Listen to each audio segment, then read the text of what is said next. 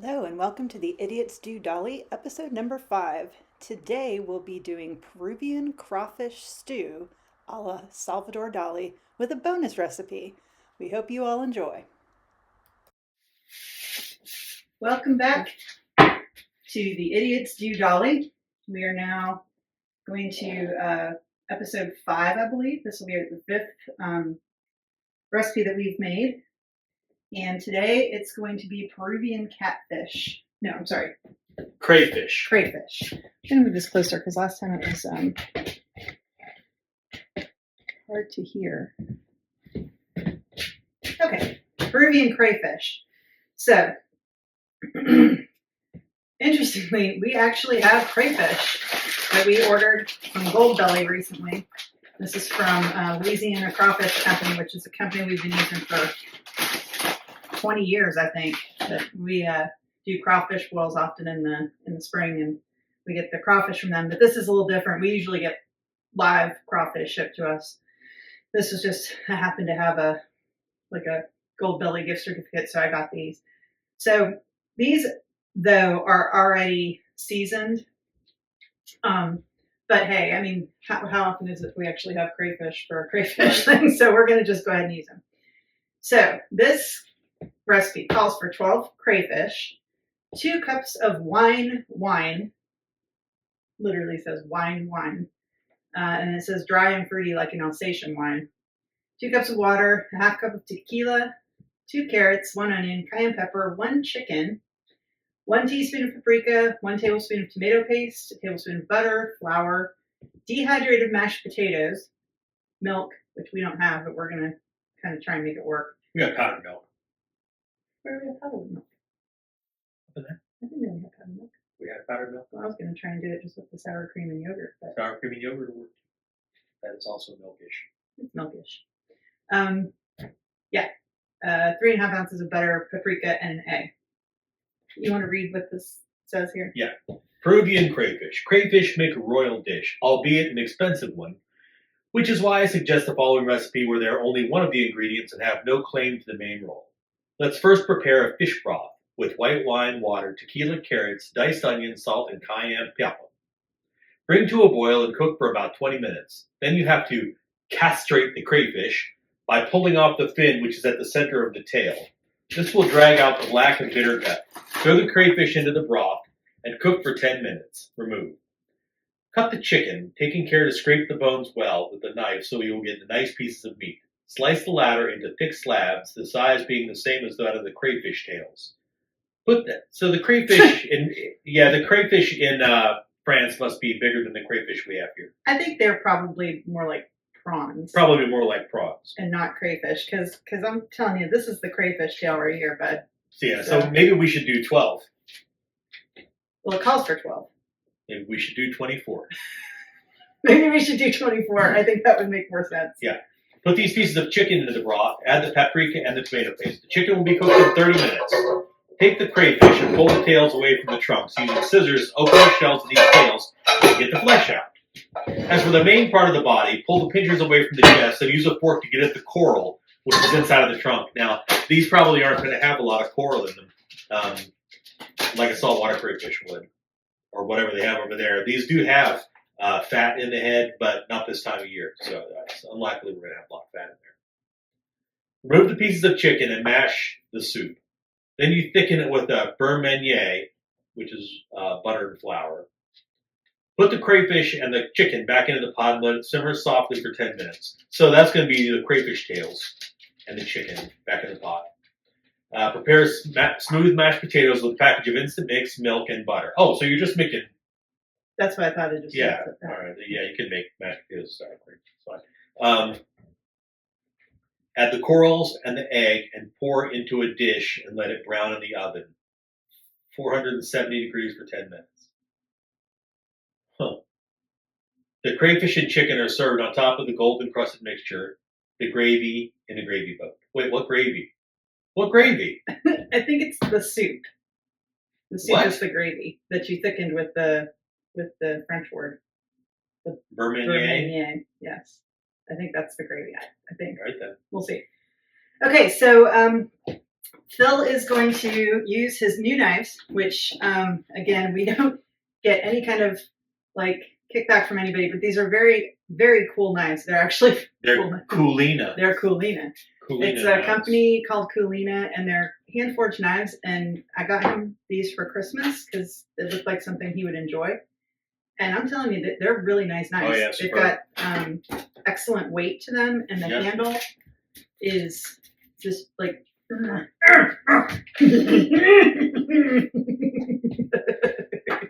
Yeah, they're cool. So Phil's going to chop up that chicken. I'm going to sit here and get my 2 cups of white wine. It seems like an awful waste of wine for 2 whole cups of wine into here. But I'm going to follow the recipe because that's what it says to do. I need to get a wine opener. And oh shucks, I'm going to have an open bottle of wine. Whatever shall I do?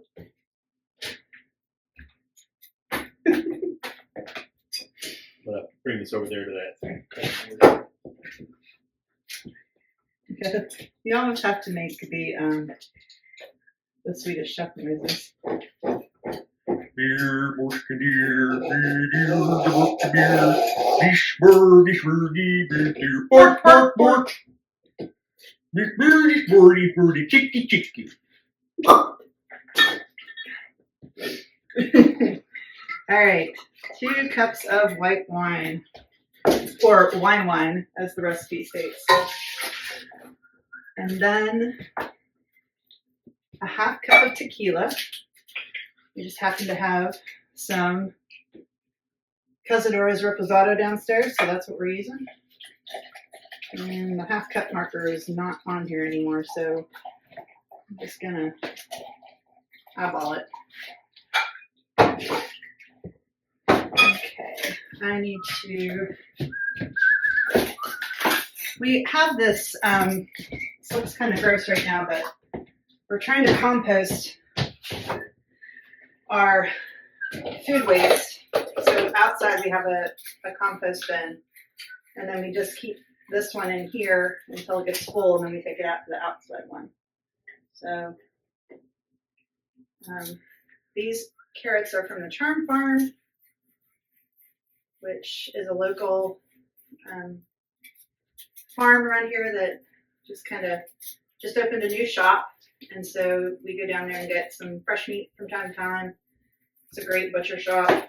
And they also have locally made breads and, some locally sourced or at least small batch coffee, some olive oil, granola, stuff like that. Of course, my favorite, spicy beef jerky. Yes, and salsas. And salsas. Yeah, they got a little bit of everything up there. So we like to, try to support local business when you can. So we go down there about once a week and pick up some stuff for dinner or something like that. Had we thought about it, that's where the chicken would have come from, but we didn't think about it as well. So he's using that knife. I'm going to use this one. Also is pretty cool. And since it's all going to get mashed up anyways, I'm not really paying too much attention to how it's getting sliced up. Look at how easy that went. And I didn't cut myself. Yet. I knew you were going to say that. I think that this... Whoops. Runaway egg. I think that this knife is so well balanced though that I'm not going to say I won't cut myself because that's dumb. That's just like asking to be cut.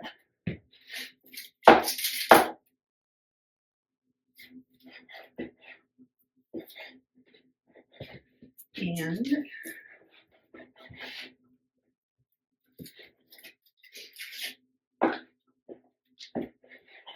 I think it's interesting, when I sent Phil into Kroger to pick up this chicken today, we were talking about the fact that you almost never see whole cut up fryers in the grocery store anymore. What we used to call 8-piece cut up. Yeah.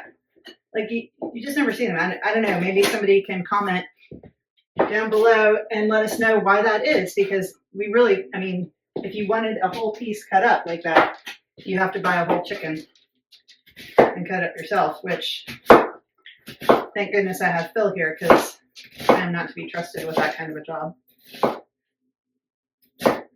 as I have a tendency to cut the tips of my fingers off at any given time. Okay, so we've got the... Tell you what, though, this knife is sharp as Oedipus. Well, it's sharp as Oedipus.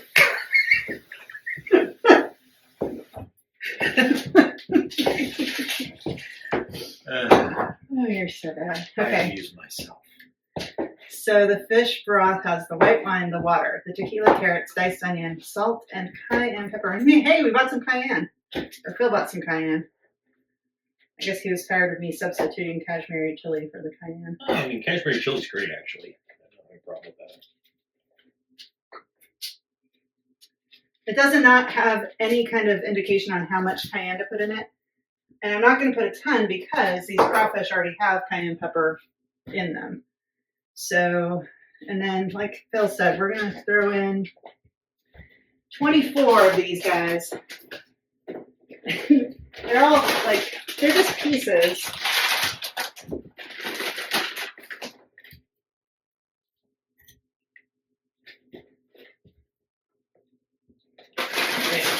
Not supposed to throw the crawfish in just yet. No, you're supposed to boil it first, then throw the crawfish in after the fact. Okay. Well, I will figure out which of these crawfish we're going to throw in here. That's a good one.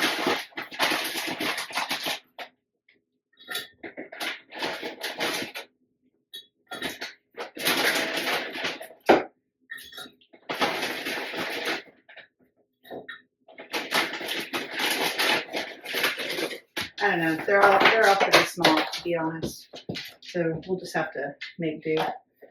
Hey, no, Charlie no, has a Charlie, no. crayfish. Charlie has a crayfish.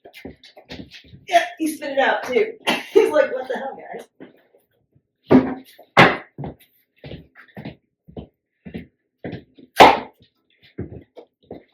So the other thing that we'll probably do, since we're having to debone this chicken, is take all the bones and cartilage and stuff that's left and throw it in the Instant Pot with some ginger and some garlic and make a nice ginger chicken broth to eat later with, I don't know, ramen or something like that.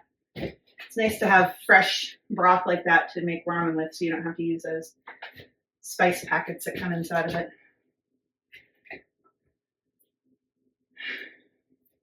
So. Okay, well, while we're waiting on this to boil and Phil's finishing up the chicken, we're just going to pause the video for a minute and we'll be back.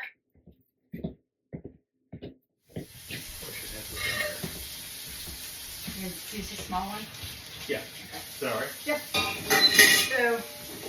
So we're going to just go ahead and put the wings into the chicken broth too, because they're too difficult to, you know. Yeah, and I picked the meat off this stuff too. Yeah. Out of here. And we are out of fresh. We're out of fresh ginger right now. So we have this great ginger garlic paste that you can get at any Asian grocery. So I'll just put 2 big teaspoons of that in there. We'll throw some salt and pepper in it. Peppercorns. Yeah. That'll Maybe make a a really jalapeno nice. pepper. You want me to grab a jalapeno? Oh, just maybe some kind of pepper. One or two. I got a jalapeno right here. Jalapeno. Peppercorns. I don't know where our peppercorns are. So we've got pepper right there. So salt, pepper. Ginger. That's Garlic. oh. I'll go grab an onion. An onion. So that's kind of a side quest, if you will, for our cooking tonight, and we'll be able to have this broth for the next couple of nights and have ramen. And we actually just buy noodles and make the broth, and then often we'll get some kind of protein, whether it's like pieces of chicken or shrimp or something like that, and then cover it with all kinds of vegetables. We've got some cabbage in the fridge and some carrots, and we shred the carrots up, and yeah, it's pretty good. So that's what we will do with the leftovers.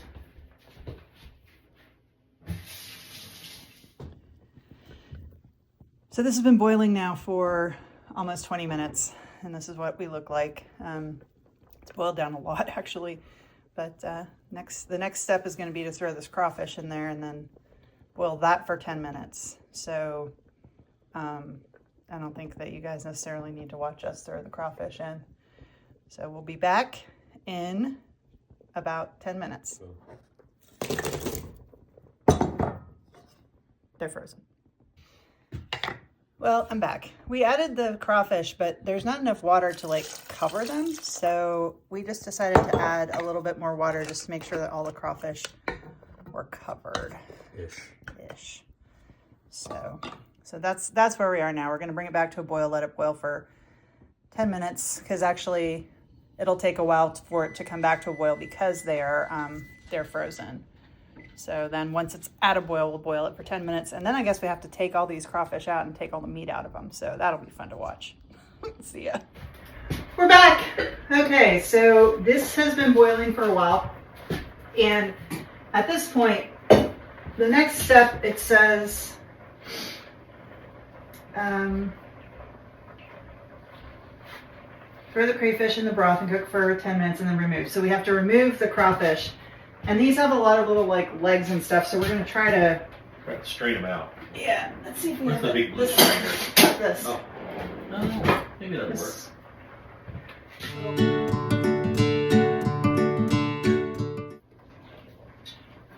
Like playing that game with the ducks. You know, you're trying to pull the ducks out, get the right ducks, so that you get a prize. You know, the duck game. Oh, the duck game. I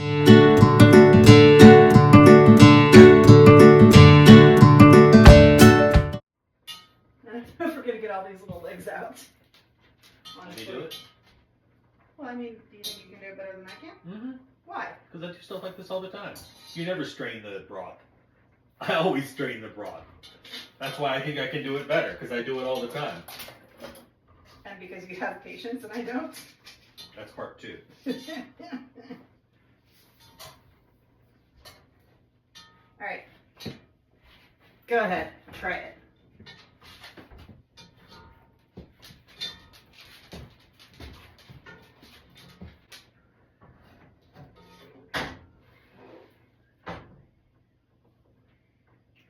So the next step in here is to put the pieces of chicken into the broth and then add the paprika and the tomato paste. So get that together. And then that's supposed to be cooked for 30 minutes. Meanwhile, the crayfish are going to cool and we'll be able to pull the crayfish meat out. And like Phil said, I don't think we're probably not going to have a whole lot of like the corals or the fat from the crayfish. So I don't know if we're even going to try that, to be honest.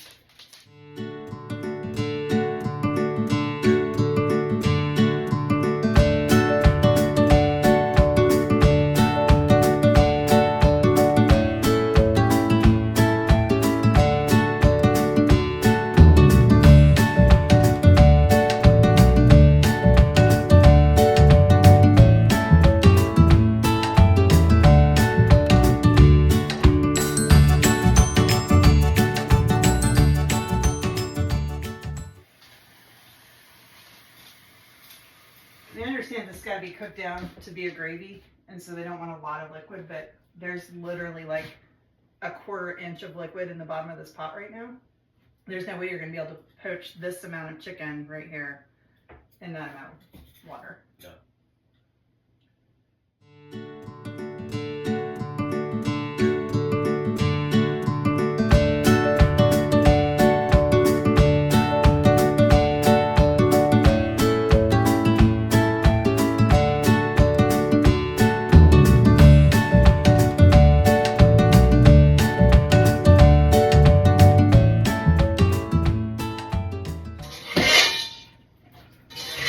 I'm putting the chicken in.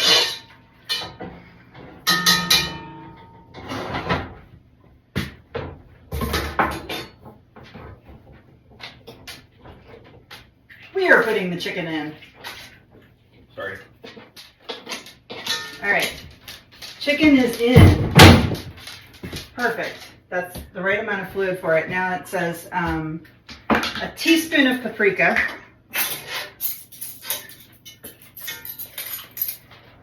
Teaspoon. That's kind of what I was thinking. All right, teaspoon of paprika. We're going to make it a heaping teaspoon of paprika. How about that? And a tablespoon of tomato paste. So that's probably a tablespoon. All right, so now this is going to cook for 30 minutes. In the meantime, we're going to go ahead and show you how we're going to sort of rig up these potatoes, because we do not, neither Phil nor I actually drink cow's milk. It upsets both of our stomachs. It has for years. So we never have cow's milk in the house when it comes to making stuff like this. And generally what we'll do is, oh shit, hold on. I'm about to use it, so that's good. Should have done that in the first place. Generally what we'll do is we will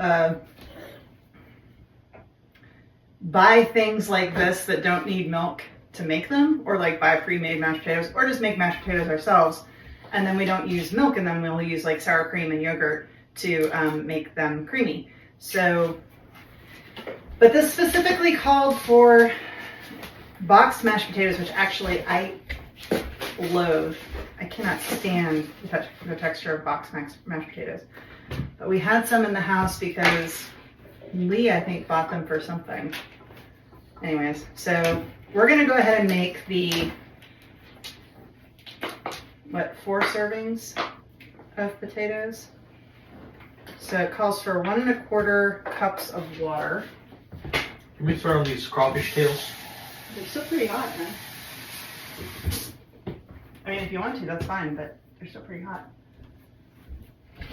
This doesn't take 2 people to make the...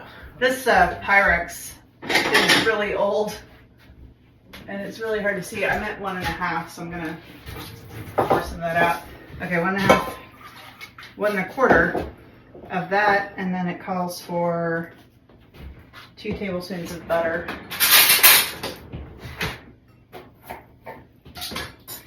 And then, so this calls for 2/3 of a cup of milk. So what we're going to do is use a little bit of yogurt and a little bit of sour cream in it to give it that creaminess that milk would normally have given it.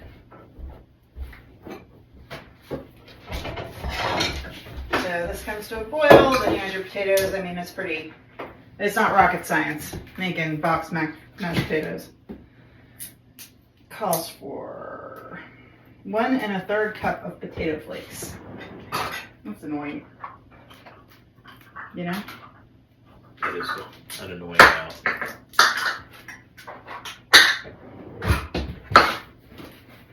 This guy's making us get conger eel and boxed mashed potatoes. Right? This is 1970s, though. I mean, I think you gotta give it to him. Like, boxed mashed potatoes were like a thing, right? In the 70s. Like, all of these dehydrated, pre-prepared foods were coming out, and it was almost like a delicacy because they were new. I just spilt that everywhere. So, I mean, I can kind of see where Shut up. Nobody asked you. I can kind of see where they're coming from. You know, like, it was a thing in the 70s. We had powdered milk and... Powdered toast. Man. Powdered toast man.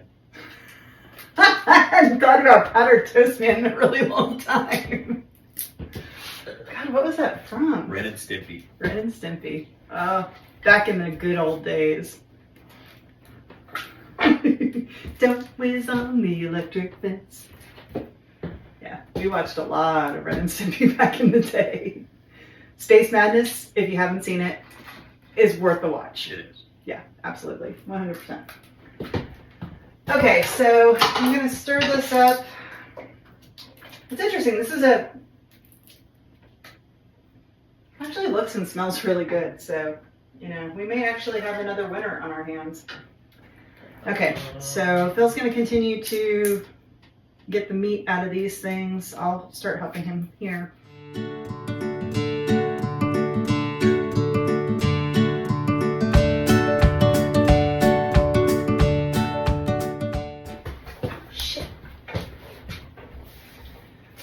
Okay, so I'm off frame. Oh no!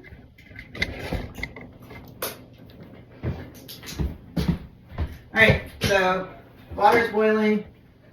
Time to add the potato flakes.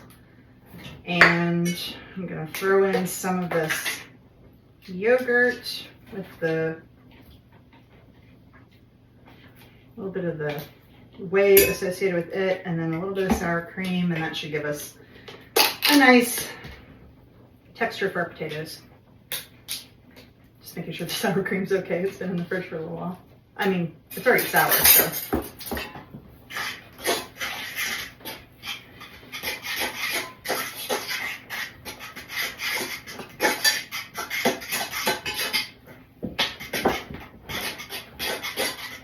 Perfect. The sound of that metal in this metal container is making me a little crazy. Is this the outside fridge? Yes. So Phil's going to take the rest of the crawfish and put it outside, and I'm going to take this mashed potatoes that I made. This is why I hate box mashed potatoes, because even when you make them with milk, they just get this weird, like, homogeneous texture that I just don't like. But anyways, that is neither here nor there. I'm sure they'll taste fine. So I'm gonna grab a like, I don't know, like a pie plate, I guess, and put that in the oven at 470 as it says to do for 10 minutes.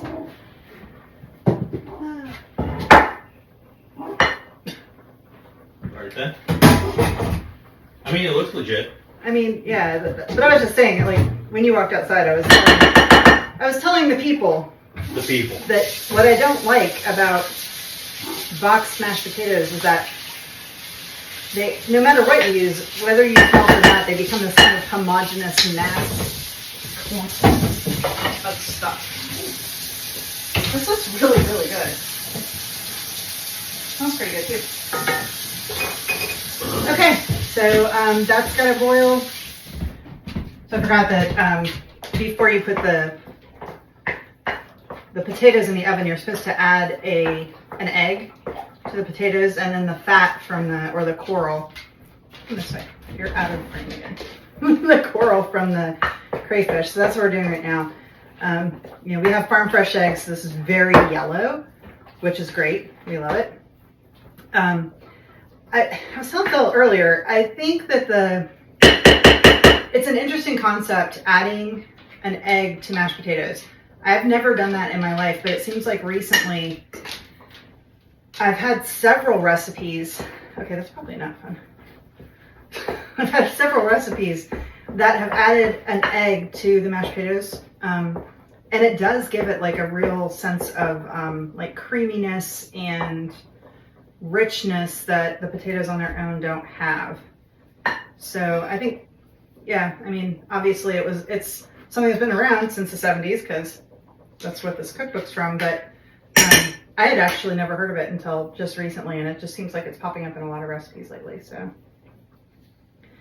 So here we have the potatoes with the egg and the fat from the crayfish, which is going to be the base for our dinner. And I guess our vegetables for this dinner are going to be the carrots that are in the gravy. Maybe. I mean, I don't know any other vegetables that we have here. Nope. Gravy, vegetables for everyone. All right, we'll be back when this is done.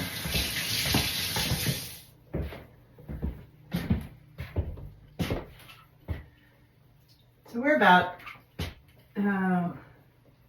25 minutes in, and the chicken looks done. So I think we're going to go ahead and turn it off now that's the oven getting to temperature so we can put the mashed potatoes in.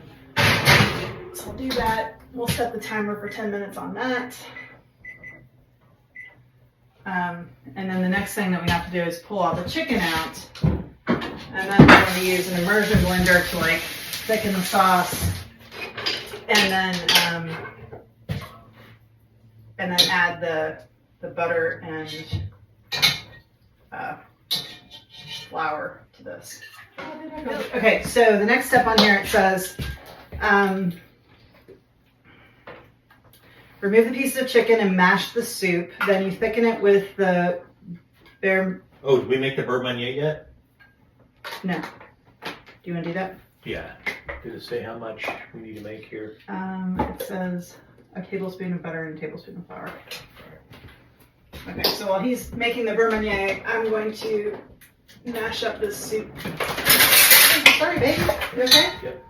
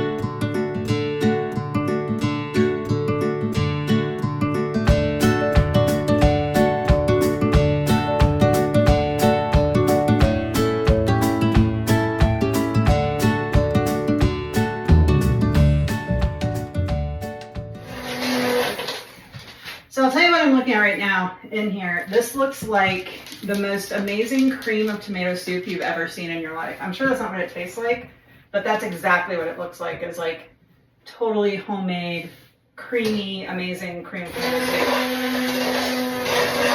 Okay, so we're gonna let this cook down a little bit. Then it says the next thing to do is to put the crayfish and the chicken back into the pot and let it all simmer softly for 10 minutes. The mashed potatoes are currently being cooked. So I guess we'll just go ahead and put this back in there now. I guess so. Crayfish. Oh, here, take that. Lobster craw. Lobster craw.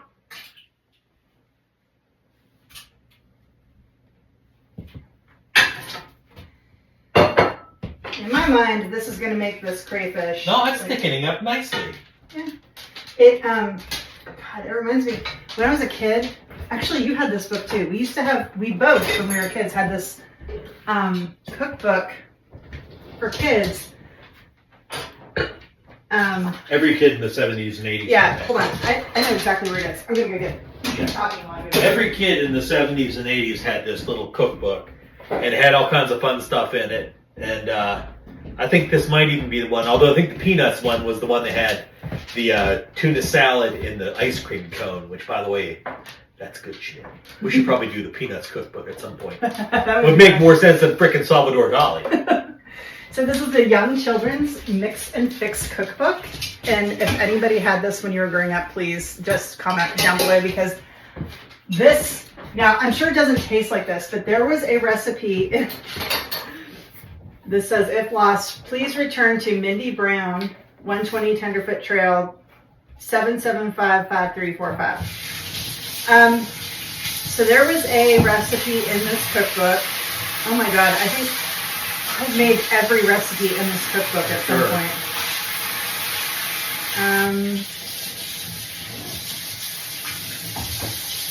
Okay, so toasted devil cheese sandwich. No, that's not it. No, it was the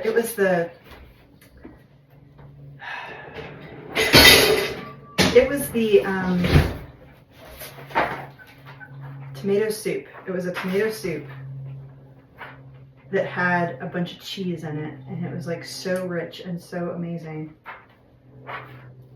Toasty treat. And then here in the corner, I wrote, what you need is love. Toasty treat. It was a can of condensed tomato soup, a 1/4 cup milk, a cup of shredded cheddar cheese, and 4 slices of toast. So you put the soup, the milk, and the cheese in the saucepan, and then you poured it over the toast. That was it. That was the whole recipe. But it was so You just got a good. bonus recipe. Yeah, bonus. That was so good. But this looks like the same color as what that recipe made. Mm-hmm. Okay, that's the potatoes being done. So that's how it turned out. It's got the mashed potatoes on it, so you really can't see those, but it's quite orange. It's very orange. All right, so here we go. We got to get a little A potato. little mashed potato, a little of that. Little. Get this tentacle out of here. Okay, get in the frame here, good. So here is to Peruvian crawfish. Not sure why it's Peruvian. I love Salvador Dali. Hot. Okay, It's good. as with everything that we've had in this cookbook so far, it's overcooked. Like, his cooking times are insane, honestly. Like, the chicken's a little chewy, the crawfish is overcooked. The flavor is good. Needs salt. It's bland. It's pretty bland, yeah. Yep. Although I will definitely eat this over the next couple of days. Oh, I yeah, might, like, for sure. you Yeah, know, it's just be a again, good it's lunch. like it's better than the eel even. It's a nice rich soup. Nice rich soup. Mm-hmm. So it was, I wouldn't make this again. Obviously, I wouldn't make probably any of his crazy things again. But I personally think that the mashed potatoes take away from it. I think it sort of, I don't know, just makes it. yeah, I think that this would be really great on its own as like a soup. I'm gonna go get some hot sauce off camera. Yeah. Oh, hey, get your hot sauce. Yeah. Phil made some habanero hot sauce the other day, so we'll get some of that and add it to the mixture and see how it does, because it definitely needs something. Yeah. We put salt in it. It's not salty. It's just not super flavorful, but whatever. Yeah, this is a West African style habanero hot sauce. Got tomatoes and ginger and some other stuff in it. But I'm going to use it kind of sparingly here. He says. Sparingly, he says. I'm going to use it mix it sparingly. Because I don't know how hot this is. It's pretty hot.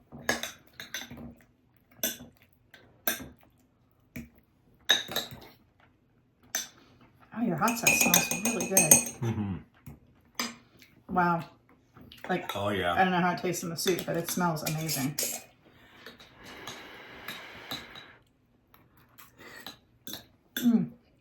That's better. Good. So, if you make the Peruvian crayfish recipe, make sure you have some West African habanero hot sauce to put on it at the end.